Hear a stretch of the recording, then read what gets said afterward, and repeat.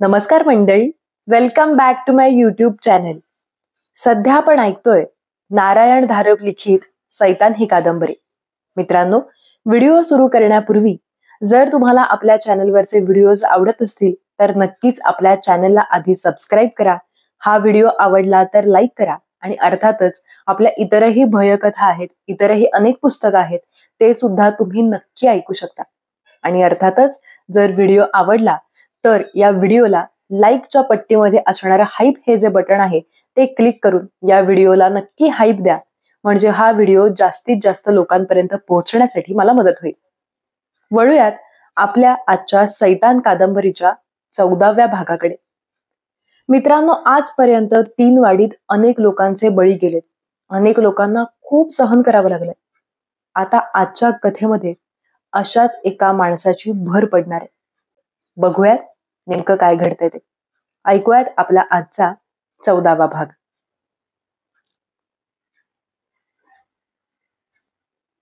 काही दुःख अशी असतात की त्याची वाटणी होऊ शकत नाही, त्यांचा अंत दिसत नाही, त्यांचा उरावरचा बोजा कधी कमी होत नाही, त्यांचं निवारण करायला कोणताही मानवी उपाय नसतो. जिवंतपणीचा प्रत्येक क्षण, जागेपणीचा प्रत्येक सेकंद, निद्रेतला प्रत्येक सेकंद तर त्याने व्यापलेला असतोच. पण मनाला अशी भीती असते की मृत्यूनंतरही दुःखातून सुटका नाही. मृत्यूनंतरही आत्मा या दुःखाच्या दोरीने इथेच जखडून ठेवला जाईल. तळाशी टाकलेल्या नांगराला नाव जखडून राहावी तशी. महाजनाचं दुःख या प्रकारचं होतं. 17 वर्षांपूर्वी त्यांना मुलगा झाला होता आणि जन्मापासून तो लुळा पांगळा बहिरामुका होता. एखादं झाड वर्षामागून वर्षे वाढत जावं तसा तो दिवसा गणिक वाढत होता. पुत्रप्राप्तीच्या पहिल्या आनंदाचे रूपांतर आधी शोकाच्या धक्क्यात, मग निराशेत, मग डॉक्टरांच्या आश्वासनानंतर अपेक्षेच्या आशेत, मग पुन्हा निराशेत, मग विषादात, मग तिरस्कारात, मग द्वेषात, मग रागात, मग पुन्हा करुणेत, शेवटी विफल सहानुभूतीत आणि शेवटी जड बधिरतेत झालं होतं. भावनांचा हा वर्णपट भीषण होता, पण आता तो बधीर काळ्या छायेत सरकला होता. तात्यांनी आणि त्यांच्या पत्नीने बाबाला कसा वाढवला होता त्यांचं त्यांनाच माहीत. 12व्या दिवशी बारसं मोठ्या आशेनं केलं होतं, पण त्या नावाचा केवळ विचार सुद्धा तात्यांच्या गळ्यात आवंढ आणत असे. ते मुलाचा उल्लेख बाबा असाच करीत असत. त्याच्यात काहीही सुधारणा होणार नाही ही खात्री पटल्यावरही तात्या त्याच्याकडे तासच्या तास पाहत बसत. बाबाची नजर खोलीतील प्रत्येक वस्तूवरून फिरे. त्यातच कधी कधी तात्या, त्यांची पत्नी यांच्यावरूनही फिरे. त्यांना वाटे निर्जीव फर्निचर आणि आपण हलती बोलती सजीव माणसं, यांच्यात तरी त्याला काही फरक जाणवतो का? राग, लोभ, आवड, प्रेम, तिरस्कार या भावना त्याच्यासाठी अस्तित्वात होत्या का? भूक, तहान, वेदना, यातना, सुख, आराम, दुःख या संवेदना त्याच्यासाठी अस्तित्वात होत्या का? मानवी अर्थाने त्याला मन होतं का? ESIचे हॉस्पिटल झाल्यावर तात्यांनी बाबाची तपासणी करून घेतली होती. त्यातच EEGचाही समावेश होता. EEG, इलेक्ट्रोएन्केफलोग्राम, मेंदूतल्या विविध श्रेणीच्या विद्युत लहरीचे मापन. तात्यांना डॉक्टरांचे प्लॅटू, स्पाइक, डिप्रेस्ड अँप्लिट्यूड असले शब्द कळले नाहीत, पण बाबाचा मेंदू साधारण मानवी मेंदूपेक्षा वेगळा आहे एवढं ध्यानात आलं. पण हा वेगळेपणा कशा प्रकारचा?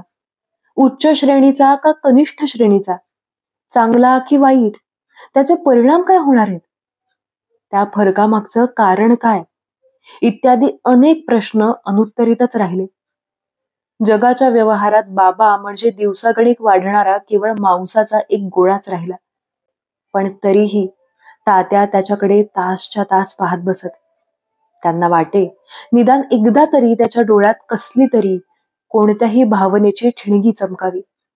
त्याच्यात मानवतेचा सूक्ष्मसा तरी अंश वावरत असल्याची ती निशाणी ठरली असती. एकदा एका विस्कटलेल्या रात्री त्यांना भयानक स्वप्न पडलं होतं. आपल्या वंशात या बाबाच्या रूपाने काहीतरी भयानक सैतानी अमानवी जन्माला आलाय. कोशात अळीचं जसं सूक्ष्म रूपांतर होत असतं तसं त्या मानवी शरीरात आत रूपांतर चालू आहे. आणि केव्हा तरी ते सैतानी अस्तित्व हा मानवी कोश फोडून आपल्या अभद्र रूपात जगात ठाकणार आहे. तात्या त्या दुःख स्वप्नातून थरथरलेल्या शरीराने घामाने ओलेचिंब होऊन जागे झाले होते. केवळ स्वप्नच होते याबद्दल त्यांनी देवाचे आभार मानले होते. पण 24 तास नुसता निश्चल पडून राहिलेला बाबाचा देह पाहिला की त्यांना काही केल्या त्या स्वप्नाची आठवण टाळता येत नसे. बाबाची निर्विकार नजर खोलीतल्या एकेका वस्तूवरून फिरता फिरता त्यांच्यावरूनही गेली की शरीरावरून एखादी खरखरीत वस्तू ओढली गेल्यासारखी वाटे. अर्थात तात्यांना माहित होतं हा सगळा आपल्याच मनाचा खेळ आहे. तरीही ती संवेदना काही फारशी चांगली नव्हती. आणि मग माळरानावर विमान अपघात झाला. आधीच ही बातमी 300च्या वर लोक अपघातात बळी, कोट्यवधी रुपयांच्या विमानाची संपूर्ण मोडतोड, ही सर्व बातमीच धक्का देणारी होती. पण जणू काही तेवढ्याने भागलं नाही म्हणून की काय, 3 वाडीत एकामागून एक घडत असलेले चमत्कारिक स्पष्टीकरणास मोठे कठीण असे प्रसंग त्यांच्या कानावर यायला लागले. वास्तविक कशाचाच संदर्भ लागत नव्हता. सर्वच निरर्थक वाटत होतं. आणि माणसाचं मन असं काही विलक्षण आहे की तात्यांच्या मनात आपलं निरर्थक स्वप्न आणि हे निरर्थक प्रसंग यांची सांगड बसली. हा संबंध पार तर्कदुष्ट होता. त्यात कोणतीही सुसंगती नव्हती. पण तो त्यांच्या मनात अगदी खोलवर जाऊन रुजला होता. काहीतरी वेडवाकडं, अभद्र, अशुभ होणार आहे अशी त्यांच्या मनाला सतत धास्ती वाटायला लागली. भीषण घटना आपला काही अंश भूतकाळात पाठवतात की काय कोणास ठाऊक. पण काही काहींना आगामी अशुभ घटनांची पुसटशी चाहूल लागते. ही गोष्ट निर्विवाद आहे. बाबाला तळमजल्यावरच्या एका खोलीत ठेवलेला असायचा. त्याच्या खोलीत 2 बिछाने होते. त्याचं अंग पुसून, पावडर लावून, कपडे बदलून ते त्याला दुसऱ्या कॉटवर ठेवीत. मग पहिलीवरची चादर काढून, रबर शीट धुवून ती परत तयार करण्यात येई. दर 2 तासांनी बाबाला लापशीसारखं काहीतरी पातळ पण पौष्टिक अन्न चमच्याने भरवण्यात येई. दिवसातून 2-3दा तरी त्याला ते या कुशीवरून त्या कुशीवर वळवत आणि शरीराला पावडर लावीत. दिवसामागून दिवस, मग महिने, मग वर्षे. तात्यांना तरी याचा अंत दिसत नव्हता. त्यांच्या आयुष्याची अखेर झाली तरीही त्याला अंत नव्हता. मग तो बोजा त्यांच्या पत्नीवर पडणार होता. पण कालावधीने तीही जाणार होती. मग काय, त्यानंतर काय? त्यांना वाटे मनातल्या विचारांच्या वाटेवर जर एखादी काही दगडी भिंत घालता आली असती तर किती सोयीचं झालं असतं. पण ते शक्य नव्हतं. मन पुढे धावतच होतं. त्यांच्या पत्नीच्या निधनानंतरची बाबाच्या अवस्थेची चित्र रंगवतच होतं. बेवारशी टाकलेला, मलमूत्र विष्ठेच्या घाणीत लोळणारा, तहान भुकेने व्याकुळ झालेला असहाय्य जीव. खुर्चीवर बसून त्याच्याकडे पाहता पाहता त्यांना वाटत होतं, लोक खूप म्हणतात तो माणसात जमा नाही. माणूसपणाची काही लेबलं आहेत जी वरून बाहेरून दिसतात. त्याची ज्ञानेंद्रिय काम करीत नाहीत, शरीराचे स्नायू हालचाल करीत नाहीत, मेंदूचा शरीराशी बाह्य जगाशी संपर्क नाही. पण म्हणजे काय आतला गाभा रिकाम आहे. तिथे एखादं संवेदनक्षम मन कोंडलं गेलं नसेल कशावरून. बंद पेटीत घातलेल्या एखाद्या फुलपाखरासारखं फडफडत नसेल कशावरून. आपल्याला काय अधिकार आहे त्याच्यावर रिकामा असा शिक्का मारण्याचा. मनाच्या विचारांची गाडी अशी एकदा भरकटत निघाली की त्यावर आवर घालता घालता त्यांची मुश्किल होई. त्या विचारांना जणू स्वतःचीच एक गती होती, वाढत जाणारी. मोठ्या प्रयासाने तात्यांनी मन आवरलं. बाबाच्या चेहऱ्यावरून नजर काढली आणि ती खिडकी बाहेर वळवली. बाहेर संध्याकाळ अंधारून आली होती. त्यांची पत्नी बाहेर कुठे देवदर्शनाला किंवा प्रवचनाला गेली होती. ते घरात एकटेच होते. ऑफिसमधून आल्यावर कपभर चहा घेऊन ते बाबाच्या खोलीत येऊन बसले होते. तिलाही घटकाभराची मोकळी हवी असणार हे त्यांना अनुभवाने माहीत होतं. पण विचारांच्या नादात वेळ गेला होता आणि दिवे लावायचं त्यांना भानच राहिलं नव्हतं. आता खिडकीच्या उजळलेल्या चौकोनावरून त्यांनी परत खोलीत नजर टाकली तेव्हा त्यांचे डोळे अंधारल्यासारखेच झाले होते. त्यांना क्षणभर खोलीतलं काहीच दिसेना आणि एकाएकी गारठाही खूपच वाढल्यासारखा वाटत होता. अगदी शरीरावर काटा येण्या इतका गारठा. बाबाच्या कॉटचा कोपरा जरासा अंधारातच होता. आता त्यांना तो जरासा नीट दिसायला लागला होता. पण तिथे काहीतरी चुकल्यासारखं वाटत होतं. नेहमीपेक्षा काहीतरी वेगळं, काहीतरी अनपेक्षित. ते बसल्या जागेवरूनच डोळे बारीक करून तिकडे पाहू लागले. एकाएकी त्यांच्या मनात जागचं हलायची अनिच्छा जन्माला आली होती. आणि हा विलक्षण गारठा. बाबा हलला होता. 17 वर्षांत जी गोष्ट झाली नव्हती ती आता झाली होती. बाबा कुशीवर वळला होता आणि त्यांच्याकडे टक लावून पाहत होता. हा क्षण कधी येईल अशी त्यांनी स्वप्नातही कल्पना केली नव्हती. आणि आता त्यांचं मन इतकं गोंधळलं होतं की आपल्याला काय होतंय हेच त्यांना समजेना. रक्ताचा बर्फ करणाऱ्या गारठ्याची पर्वा न करता ते खुर्चीवरून उठले. डावीकडच्या भिंतीपाशी जाऊन त्यांनी दिव्याचं बटण दाबलं. खोली प्रखर प्रकाशात उजळून निघाली. आणि मग तात्या वळले आणि बाबाच्या कॉटकडे जाण्यासाठी त्यांनी एक पाऊल टाकलं सुद्धा. आणि मग ते थबकले. ते खुर्चीवरून उठून बटणाकडे आले. त्यांच्या मागोमाग त्याचीही नजर वळली होती आणि अजूनही त्यांच्यावर एकटक खिळली होती. आणि त्या नजरेने त्यांचं पाऊल रुकवलं होतं. ओळखीची नजर. आपण म्हणतो इतर लाख डोळ्यांसारखे डोळे. त्यात ओळख पटण्यासारखं काय असतं? त्याचं वर्णन करता येणार नाही, पण त्यात कधी चूक होत नाही. बाबाने आजवर अर्थपूर्ण नजरेने कधी तात्यांकडे पाहिलं नव्हतं. त्या अर्थाने त्याची नजर त्यांना ओळखीची वाटत नव्हती. तसं पाहिलं तर बाबाचं खरं जे काही व्यक्तिमत्व असेल ते आता उभ्या आयुष्यात प्रथमच नजरेच्या खिडक्यांतून बाह्य जगाकडे पाहत होतं. तरीही तात्या थांबले. खोलीतला गारठा आता इतका वाढला होता की असं त्यांचं शरीर अक्षरशः थडथडत होतं. होत आहे तो प्रकार अनैसर्गिक आहे असं त्यांना वाटायला लागलं होतं. बाबा माणसात येण्यासाठी ते देवाची कितीही प्रार्थना करीत असले तरी त्यांना मनोमन उमगलं होतं की या जन्मी तरी ती गोष्ट अशक्य होती. बाबाचा देह हे केवळ एक रिकामं टरफल होतं, ज्याला मी पण, आत्मा, मन, अस्मिता, इगो, चैतन्य म्हणतात ते त्याच्यात कधी नव्हतंच. ती जागा पोकळ होती, रिकामी होती, कोरी होती. आणि ती तशीच राहणार होती. बाबा म्हणजे भंगलेली, तडकलेली काच होती, पुन्हा कधीही न सांधणारी. आणि आता त्यांच्या डोळ्यांसमोर हे नवल घडत होतं. बाबाची अस्मिता जागी होत होती, त्याच्या डोळ्यांतून बाहेर डोकावत होती. जेथे कधी काही येणारच नाही असं वाटत होतं तेथे आता काहीतरी आलं होतं. हा काही दैवी चमत्कार होता का? हे काही ईश्वरी नवल होतं का? पण तात्यांचा त्यावर विश्वास बसत नव्हता.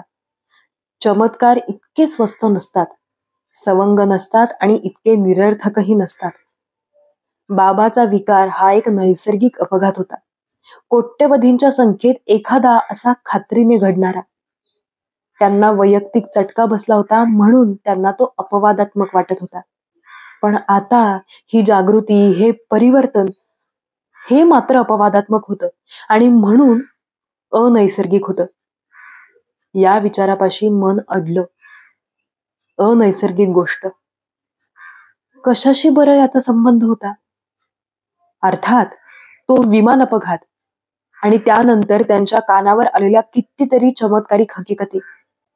त्याचा याच्याशी काही संबंध होता का? हातांची छातीशी जुडी करून ते होते तिथून बाबाकडे पाहत उभे राहिले. त्यांना असा भास झाला की त्याचे डोळे मघापेक्षा आता जरा मोठे, जरा वटारल्यासारखेच वाटतात. आणि त्यांच्या अगदी आत, अगदी मागे एक हिरवट ठिणगी असल्याचा भास होत होता.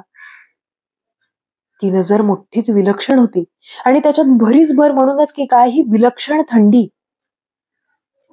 एकाएकी त्यांच्या पत्नीचा विचार तात्यांच्या मनात आला आणि त्यांना वाटलं, बरं झालं या प्रसंगी मी हजर होतो, ती नव्हती. बायका भोळ्या असतात, प्रेमापोटी, मायेपोटी आंधळ्या होतात. देवासच माहित काय झालं असतं ते. आता तिला बाहेरच्या बाहेर अडवलं पाहिजे. तात्यांनी दाराच्या दिशेने एक पाऊल मागे घेतलं आणि त्याच क्षणी बाबाच्या सर्व शरीराची एखादं कन्व्हल्शन यावं तशी जोराची वेडीवाकडी हालचाल झाली. दोन्ही हात हवेत उचलले गेले, परत गादीवर आपटले. दोन्ही पाय गुडघ्यात मुडपले गेले, एकामागून एक सरळ झाले. मान डावी उजवीकडे जोर जोरात हलली. तोंडाची 2-3दा उघडझाप झाली आणि मग तोंडाचा खूप मोठा आ झाला, खूप मोठा, जबडा अगदी वासल्यासारखा. आणि मग घशातून ओढून काढल्यासारखा खरखरता आवाज आला.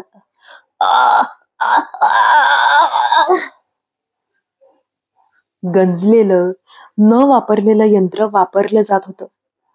दात खडखडत होते, चाकं करकरत होती, पण एक अनिरुद्ध प्रेरणा त्यांना ढकलत होती. 1-2दा हातपाय झाडून बाबा ताडदिशी उठून बसला आणि दुसऱ्याच क्षणी परत कॉटवर कोलमडला. मणके ठिसूळ असणार, त्यांच्यातली कुर्च्या आक्रसलेली असणार, नसा मेलेल्या असणार. हालचाल केवळ अशक्य होती आणि तरीही त्या शरीरावर आरूढ झालेली अनैसर्गिक शक्ती त्या दुर्बल शरीराला निगृळपणे रेटत होती, हाकारत होती. बाबाचे दोन्ही हात दोन्ही बाजूंना फेकले गेले आणि त्याच्या शरीराने एक जोरदार उसळी मारली. कॉटवरून त्याचं शरीर घसरलं, क्षणभर कॉटच्या कडेवर लोंबकळत राहिलं आणि मग घसरत खाली आलं. त्याचे गुडघे मुडपले, मागे गेले. दोन्ही हात जमिनीवर टेकले. त्यांच्यावर शरीराचा लटपटदार तोल सावरला गेला. अभावितपणेच त्याने जणू काही झेप घेण्यासारखा पवित्रा घेतला होता. पण हृदयाला आणि फुफ्फुसांना अशा धडपडीची, धावपळीची, श्रमाची सवय नव्हती. त्याच्या छातीचा भाता जोराजोराने खालीवर होत होता. पण त्याचे डोळे आता विस्फारलेले, त्यांच्यावर खिळलेले, गरगरा फिरणारे, ते मात्र एक प्रकारच्या खुनशी संतापाने धगधगत होते, द्वेषाची आग ओकत होते. कारण त्या दुर्बल शरीराचा ताबा घेतलेल्या शक्तीला आपलं अपयश समजलं होतं, आपली चूक उमगली होती. हे हत्यार बोथट होतं, तकलादू होतं, निरुपयोगी होतं. आता केवळ काही क्षणांपुरतंच कार्यक्षम राहणार होतं.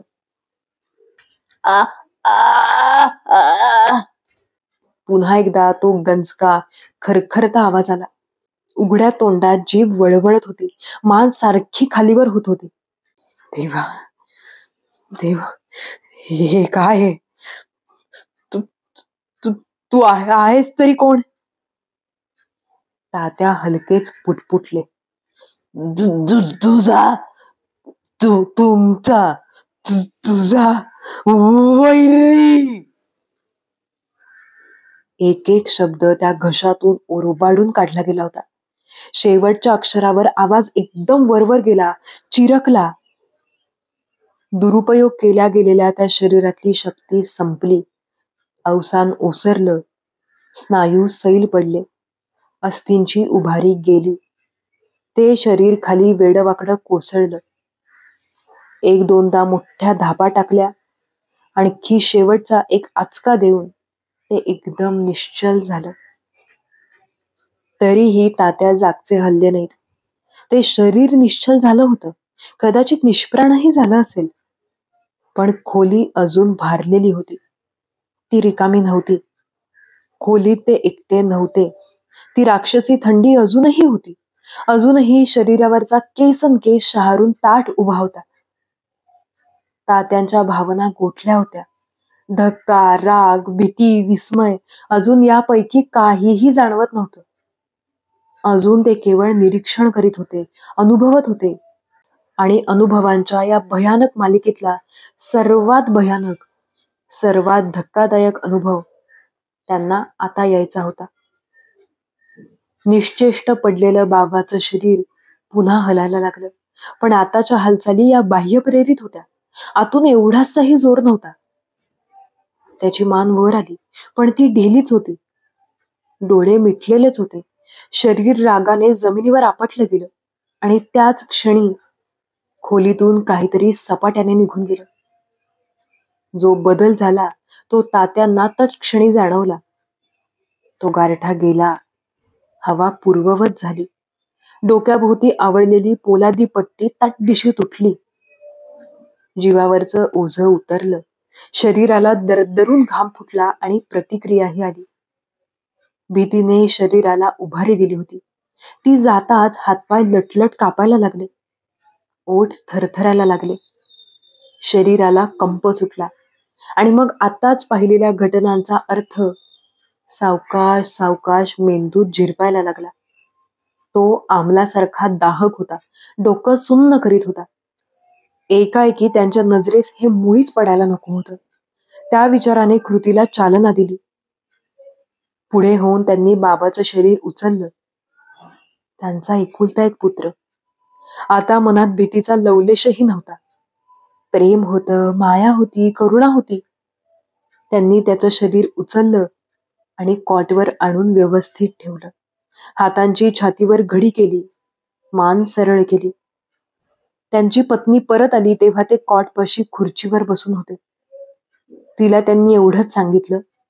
बाबाला एकदम एक झटका आल्यासारखा झाला आणि त्यातच त्याचं आयुष्य संपलं. तात्यांचा शोक मुळीच खोटा नव्हता, पण मनातल्या मनात त्यांना एका परीनं समाधानच वाटत होतं. बाबाच्या रिकाम्या शरीरासाठी एवढ्या एवढ्यात एक संघर्ष झाला होता. 3 वाडीत सर्वत्र जे भयंकर प्रकार चालले होते त्यांच्यातलाच हाही एक भाग होता.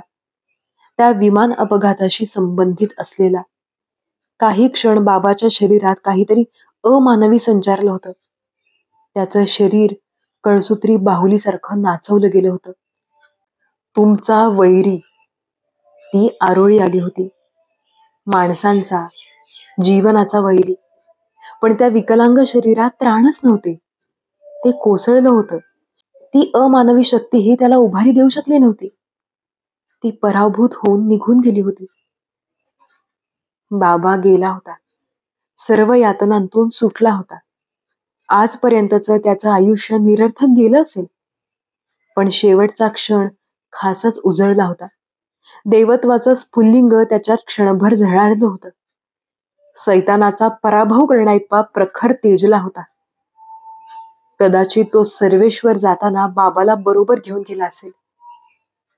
जन्मभर ओंडक्यासारखं पडून राहण्यापेक्षा क्षणभर प्रज्वलित झालेलं चांगलं.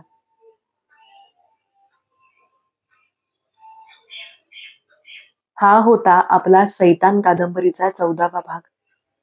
मला माहिती आहे की कदाचित तुम्हालाही वाटलं असेल की जे झालं ते फार वाईट झालं. मलाही असं वाटलं. पण दुसऱ्या बाजूने जर आपण तात्यांचा, त्यांच्या बायकोचा आणि अर्थातच बाबाचाही विचार केला तर कदाचित ही गोष्ट चांगलीच झाली ना. पण त्या बरोबरीनेच सैतान त्याच्या अंगात घुसला होता, पण तरीही तो काहीही करू शकला नाही. बाबाचं जीवन सार्थकी लागलं होतं. आतापर्यंत सैतान ज्या ज्या कोणाच्या अंगात घुसून धुमाकूळ घालत होता ते मात्र त्याला बाबाच्या अंगात घुसून करता आलं नाही. म्हणूनच मरताना का होईना बाबाचं जीवन सार्थकी लागलं होतं असं म्हणूयात. मी आशा करते की ही कथा आणि आपलं वाचन तुम्हाला आवडलं असेल. आणि अर्थातच जर आवडलं असेल तर आपल्या चॅनलला अजिबात सबस्क्राईब करायला विसरू नका आणि या व्हिडिओला लाईक करा. तुमच्या प्रतिक्रिया कळवा. भेटूयात पुढच्या भागात, पुढच्या व्हिडिओमध्ये. तोपर्यंत धन्यवाद आणि थँक्यू.